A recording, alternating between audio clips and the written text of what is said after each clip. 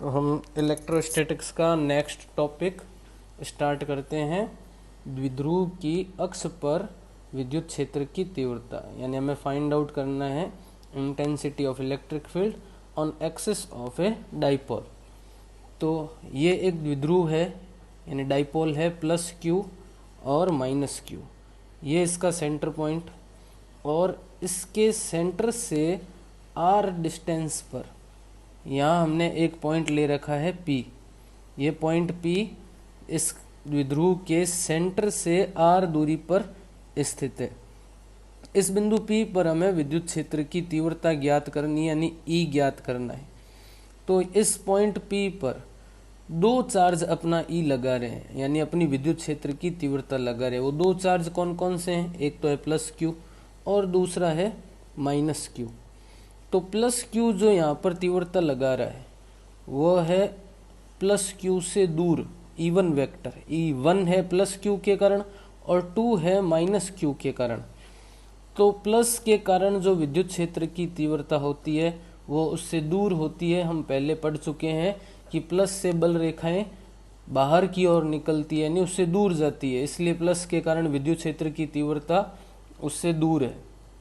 जबकि माइनस के कारण विद्युत क्षेत्र की तीव्रता उसकी ओर है, क्योंकि माइनस में बल रेखाएं अंदर की ओर प्रवेश करती है। तो इसलिए E2 हो गया माइनस के कारण, E1 हो गया प्लस के कारण। इसके बाद में ये जो हमने डिस्टेंस ले रखी है R, ये तो है सेंटर से डिस्टेंस, द्विध्रुव के केंद्र से बिंदु P की दूरी। तो ये जो डिस्टेंस है R माइनस ए, ये इस पॉइंट P की दूरी है प्लस Q से। देखो ये सेंटर से हुई R में से A लेस कर दिया तो ये डिस्टेंस बची R माइनस ए। तो प्लस Q से इस पॉइंट P की डिस्टेंस क्या आई? R माइनस ए। और माइनस Q से इस पॉइंट P की डिस्टेंस क्या आएगी? देखो ये तो यहाँ से यहाँ तक तो हो गया R, अब इसमें A और ऐड करना पड़ेगा, तो R प्लस ए। तो इसलिए ये जो R प्लस ए है ये है माइनस Q से डिस्टेंस पॉइंट P की। R माइनस ए जो है वो है पॉइंट P की डिस्टेंस प्लस Q से। अब जो हमने जनरल फॉर्मूला E का पढ़ा था वह था E equals to K Q upon R square. E equals to K Q upon R square. ये जो सामान्य सूत्र था वो था किसी बिंदु आवेश के कारण विद्युत क्षेत्र की तीव्रता, किसी भी बिंदु आवेश के कारण विद्युत क्षेत्र की तीव्रता। तो अब इसमें R क्या रखेंगे? तो R क्या होता है? R होता है आवेश और उस बिंदु के बीच की दूरी। तो अगर मैं यहाँ पर 1 लिखूं तो इसका मतलब मैं लिख रहा हूँ प्लस Q के कारण तीव्रता। तो यहाँ दूरी कौन सी लिखेंगे? जो प्लस Q से, और वो दूरी कौन सी है? R माइनस ए। इसलिए मैं यहाँ क्या रख दूंगा अपॉन में? R माइनस ए का स्क्वायर। देखो सामान्य सूत्र तो है E equals to K Q upon R square. ये तो है general formula, E equals to K Q upon R square. ये फॉर्मूला क्या है कि यदि आपके पास कोई Q चार्ज है और उससे R दूरी पर पॉइंट है तो उस पॉइंट पर E बराबर होता है के क्यू अपॉन आर स्क्वायर। लेकिन यहाँ पर अपने पास यदि चार्ज है प्लस Q और उसके लिए किसी पॉइंट पर तीव्रता है E1, लेकिन ये दूरी हो R माइनस ए, तो आप यहाँ क्या रखेंगे? R माइनस ए का स्क्वायर। यही हमने यहाँ किया है, E1 equals to K Q upon R minus a का स्क्वायर, क्योंकि ये रहा चार्ज और उस पॉइंट से डिस्टेंस कितनी है? R माइनस ए। ये डिस्टेंस सेंटर से थी R, ये वाली डिस्टेंस है A, तो ये वाली क्या बची? R माइनस ए। इसी प्रकार यदि मैं यहाँ E2 लिखूं तो E2 का मतलब क्या है? माइनस Q के कारण। तो फॉर्मूला क्या बनेगा? के Q upon R plus a का होल स्क्वायर, क्योंकि माइनस Q के कारण जो डिस्टेंस है वो है R प्लस ए। इसलिए E2 equals to K Q upon R plus a का होल स्क्वायर। अब अपने पास में जो रिजल्टेंट ई आएगा हम लिखेंगे परिणामी ई यानी टोटल ई, क्योंकि अब एक ही पॉइंट पर देखो, एक तो है इस डायरेक्शन में E1 और दूसरा है इस डायरेक्शन में E2, यानी दोनों अपोजिट डायरेक्शन में, एक इधर दूसरा इधर। तो जब दोनों अपोजिट डायरेक्शन में होते हैं तो परिणामी क्या आएगा, तो परिणामी E equals to E1 minus E2। क्यों घटा रहे हम, क्योंकि दोनों अपोजिट डायरेक्शन में, यदि दोनों सेम डायरेक्शन में होते तो हम जोड़ देते। तो यहाँ E equals to E1 minus E2। इसको हम लिख सकते हैं E1 को इक्वेशन 1, E2 को इक्वेशन 2 और ये लिख सकते हैं इक्वेशन 3। तो यहाँ पर इक्वेशन 3 में हम क्या करेंगे, इक्वेशन 1 और 2 से E1 और E2 के मान पुट कर देंगे। तो उससे E इक्वल्स टू क्या आएगा, E बराबर, यहाँ E1 का मान रखेंगे पहले KQ upon R minus a का स्क्वायर। फिर इस इक्वेशन में देखो यहाँ क्या है, माइनस E2, तो E2 की जगह KQ upon R plus a का स्क्वायर। तो E इक्वल्स टू कॉमन क्या आ जाएगा, KQ कॉमन, इधर क्या बचेगा 1 अपॉन R माइनस ए का square minus 1 upon R plus a का स्क्वायर। अब E equals to KQ, LCM लेंगे, LCM दोनों आ जाएंगे अपॉन में इसके, R माइनस ए का square into R plus a का स्क्वायर। ये LCM में दोनों आ गए यहाँ पर। अब R minus A square cancel हो जाएगा तो ऊपर क्या बचेगा, R प्लस ए का स्क्वायर, फिर बीच में चिन्ह माइनस का, तो ये बीच में हमने ले लिया यहाँ माइनस, और इधर आ जाएगा R माइनस ए का स्क्वायर। यहाँ तक सबको समझ में आता है या सामान्य मैथ है इसमें। अब इसके आगे देखते हैं क्या होता है। अब यहाँ पर देखो, एक तो ये स्क्वायर ओपन करना है हमें, R प्लस ए का स्क्वायर, एक इधर स्क्वायर ओपन करना है, ध्यान रखना है बीच में चिन्ह माइनस का है। तो E इक्वल्स टू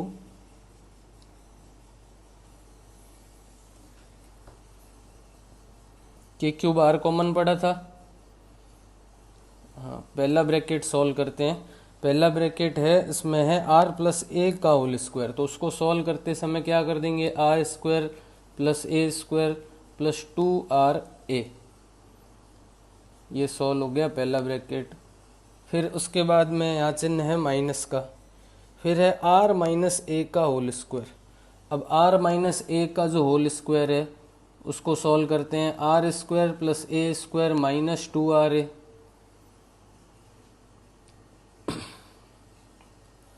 अपॉन में क्या है इसके, R माइनस ए का स्क्वायर R प्लस ए का स्क्वायर। देखो अगर यहाँ स्क्वायर नहीं होता, केवल इतना ही होता R minus A R plus ए, तो हम इसको लिख सकते थे R square minus A square. क्यों, क्योंकि x माइनस वाई और x प्लस वाई, उसको हम क्या लिख सकते हैं, x square minus Y square. जैसे अगर अपने पास में हो x minus Y x plus Y, तो हम उसको क्या लिख सकते हैं, x square minus Y square. और यही अगर चीज़ दो बार हो, यानी x minus Y x plus Y दो बार हो, यानी इनका स्क्वायर हो, तो हम इसका भी क्या कर देंगे इधर स्क्वायर। ऐसे ही यहाँ हुआ है, देखो x माइनस वाई की जगह है r माइनस ए और r प्लस ए, इन दोनों का स्क्वायर है। तो इसका सॉल्यूशन क्या हो सकता है, R square minus A square का होल स्क्वायर। तो यहाँ हम क्या लिख सकते हैं, बट्टा में R square minus A square का होल स्क्वायर, ये इसका सॉल्यूशन हो गया बट्टा में। अब इस माइनस की अंदर गुणा करते हैं, तो इस माइनस की अंदर गुणा करेंगे तो जो प्लस का है वो माइनस का हो जाएगा और जो माइनस का है वो प्लस का हो जाएगा। तो E बराबर के क्यू, यहाँ पर आर स्क्वायर प्लस ए स्क्वायर प्लस 2RA और minus R square minus A square, और जो माइनस वाला है वो हो गया प्लस 2RA अपॉन में, देखो ये R square minus A square का होल स्क्वायर। यहाँ पर जो अपने पास में जो डिस्टेंस है ए, ये ए जो डिस्टेंस है वो क्या है, वो है दोनों चार्ज के बीच की डिस्टेंस का भी आधा है, उसका भी हाफ है। तो हमने द्विध्रुव के बारे में ये पढ़ा था कि द्विध्रुव क्या होता है। डाइपोल में हमने एक शर्त पढ़ी थी कि यदि दोनों चार्ज अति निकट हों तो ही वो डाइपोल होता है। तो अति निकट है मतलब ये दूरी बहुत कम होगी, और जो ए है वो तो उस दूरी का भी आधा है, यानी ए और भी ज़्यादा कम होगा। तो यहाँ पर जो ए है वैल्यू, इसको हम नेग्लिजिबल यानी नगण्य मानकर छोड़ सकते हैं। किसकी तुलना में? आर की तुलना में। तो यहाँ ए को अगर हम नगण्य मानकर छोड़ दें तो केवल क्या बचेगा, आर स्क्वायर का होल स्क्वायर यानी आर की पावर 4। तो मैं यहाँ डायरेक्ट लिख देता हूँ आर की पावर 4। यहाँ हम साइड में लिख सकते हैं कि ए को नगण्य मानकर छोड़ने पर आर की तुलना में। अब आगे फिर देखते हैं, ये आर स्क्वायर प्लस का, ये माइनस का कैंसिल, ये ए स्क्वायर प्लस का माइनस का कैंसिल, प्लस 2RA, तो ये क्या हो गया प्लस का 4RA। तो E equals to K Q bracket में 4RA अपॉन R की पावर 4। ये R कैंसिल, यहाँ R की पावर बचेगी 3। अब यहाँ पे बचा अपने पास E equals to K Q 4A और R क्यूब। ये जो E आया है इसके फॉर्मूले में हमें P को लेकर आना है। P मतलब द्विध्रुव आघूर्ण, डाइपोल मोमेंट। हमने पढ़ा था कि ये द्विध्रुव की क्षमता है, तो क्षमता है उसकी एफिशिएंसी है। तो हमने जो ज्ञात की है विद्युत क्षेत्र की तीव्रता, क्या यह उसकी क्षमता पर निर्भर करती है? तो देखते हैं क्या निर्भर करती है। द्विध्रुव आघूर्ण यानी डाइपोल मोमेंट, उसका फॉर्मूला था P equals to Q into 2A, यानी चार्ज और दोनों चार्ज के बीच की डिस्टेंस। यहाँ अपने पास में देखो Q पड़ा है, 2A की जगह अपने पास में है 4A। तो इस 4 में से एक 2 आगे दे देते हैं, यानी 2 इंटू 2 करके एक 2 आगे दे देते हैं, एक 2 इसके पास पड़ा रहने देते हैं। तो Q इंटू 2A की जगह क्या आ जाएगा P, एक 2 आगे आ जाएगा। तो E इक्वल्स टू 2 जो आगे आया 4 में से, पीछे क्या बचा Q इंटू 2A। समझ में आ रहा है ना? ये 4 में से एक 2 आगे आ गया, एक 2 बच गया A के पास, तो हो गया Q इंटू 2A, और उस Q इंटू 2A की जगह ही हम क्या लिख देंगे P। देखो K का K लिख दिया, पीछे क्या आ गया P अपॉन R क्यूब। मतलब ये E जो है वो उस P के प्रोपोर्शनल है। P का मतलब द्विध्रुव आघूर्ण, डाइपोल मोमेंट, यानी द्विध्रुव आघूर्ण ज़्यादा होगा तो विद्युत क्षेत्र की तीव्रता भी ज़्यादा होगी, क्योंकि ये एक प्रकार की क्षमता है द्विध्रुव की, और अगर क्षमता ज़्यादा हुई तो उसकी विद्युत क्षेत्र की तीव्रता भी ज़्यादा होगी। ये इसका फाइनल रिजल्ट है एक्सिस के लिए, यानी हम कह सकते हैं अक्ष के लिए। तो E अक्ष बराबर लास्ट रिजल्ट है 2kP अपॉन R क्यूब। हम जल्दी से एक बार इसका डेरिवेशन देख लेते हैं।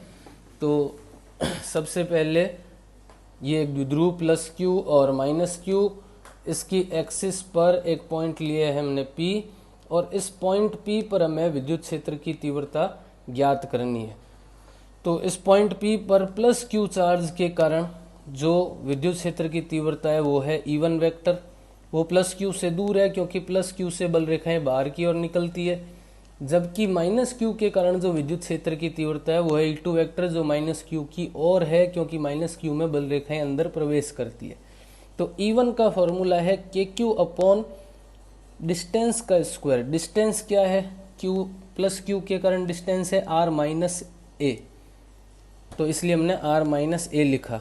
फिर E2 equals to K Q upon are plus a का स्क्वायर, क्योंकि E2 किसके कारण है, माइनस क्यू के कारण, और माइनस क्यू की जो डिस्टेंस है वो कौन सी है, R plus A, minus Q की डिस्टेंस पॉइंट पी से, तो इसलिए यहाँ आ गया आर प्लस ए। अब टोटल देखो इस पॉइंट पी पर विद्युत क्षेत्र की तीव्रता क्या बनेगी, एक इधर है दूसरा इधर है, तो परिणामी यानी रिजल्टेंट क्या आएगा, E equals to E1 minus E2, क्योंकि दोनों अपोजिट डायरेक्शन में है इसलिए घटाएंगे यहाँ पर E बराबर E1 माइनस E2। तो ये समीकरण 3 हो गई। इसमें E1 और E2 का मान रखना है, हमें कहाँ से लेके आएंगे, समीकरण 1 और 2 से। तो समीकरण 1 से हमने यहाँ E1 का मान रख दिया, 2 से यहाँ किसका मान रख दिया, E2 का। अब इसके बाद यहाँ से के क्यू कॉमन लिया, के क्यू कॉमन लेकर के ये एलसीएम हो गया। यहाँ पर समझ में आ रहा है, सिंपल गणित है, के क्यू कॉमन लिया है, ये बच गए, इन दोनों से यहाँ एलसीएम लिया, R minus a R plus ए, तो ऊपर बचेगा आर प्लस ए और आर माइनस ए। फिर आगे हमने इसको सॉल्व किया, आर प्लस ए के स्क्वायर को और आर माइनस ए के स्क्वायर को। तो आर प्लस ए का स्क्वायर सॉल्व हुआ, R square plus A square plus 2RA, R minus a का स्क्वायर सॉल्व हो गया, आर स्क्वायर प्लस ए स्क्वायर माइनस 2RA, अपॉन में इनकी जगह देखो एक्स माइनस वाई का स्क्वायर एक्स प्लस वाई का स्क्वायर, तो यहाँ क्या होता है, x minus Y x plus y को हम लिख सकते हैं x square minus Y square, इसलिए R square minus A square. फिर दोनों पर स्क्वायर है इसलिए वहाँ पर भी हमने क्या लगा दिया, स्क्वायर। आगे हमने माइनस की गुणा की, तो माइनस आर स्क्वायर प्लस ए स्क्वायर का क्या हो गया, माइनस ए स्क्वायर। फिर माइनस 2RA की जगह क्या आ गया, प्लस 2RA। फिर आगे प्लस वाला आर स्क्वायर माइनस वाले आर स्क्वायर से cancel, plus A square minus A square से कैंसिल, प्लस 2RA और प्लस 2RA जुड़कर हो गया प्लस का 4RA, अपॉन में है आर की पावर 4, एक आर और आर की पावर 4, ये कैंसिल हुआ, are cube equals to K Q, पीछे बच गया देखो क्यू इंटू 4A। तो 4A है यहाँ पर, हमें यहाँ लाना है P को, P यानी द्विध्रुव आघूर्ण को, तो P बराबर Q इंटू 2A, यहाँ है Q इंटू 4A, हमने 4 में को चेंज कर सकते हैं हम 2 इंटू 2 में, तो 1 2 तो आगे आ गया, और पीछे जो 2 बचेगा A के पास, वहाँ Q इंटू 2A की जगह क्या हो जाएगा, P। समझ में आई बात ये, तो इसलिए लास्ट आंसर क्या आ गया, E बराबर 2kP अपॉन आर क्यूब, ये अक्ष पर विद्युत क्षेत्र की तीव्रता का ये व्यंजक प्राप्त हो गया हमें।